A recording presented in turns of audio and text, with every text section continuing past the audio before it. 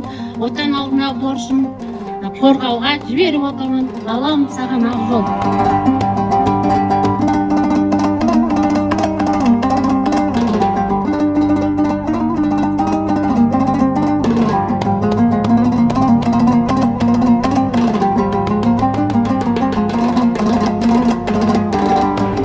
Ертең борышын өтөгөнү кетип бара жаткан сарбаздар, балаларым, бәрін менің немерем сияқты кішкентай кішкентай бір балапан едіңдер, бүгін кәдімгі 18-19-ға келген азамат болдыңдар.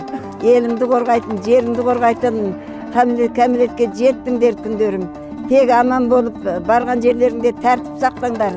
Осы баламның, осы немеремнің аман-есен келуіне тілектеспін.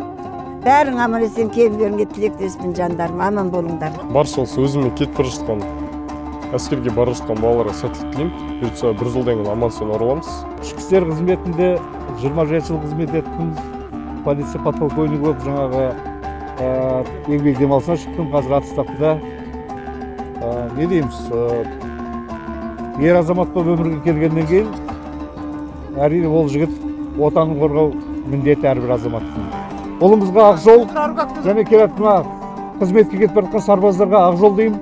Аман-есен отбасыларына оралсын.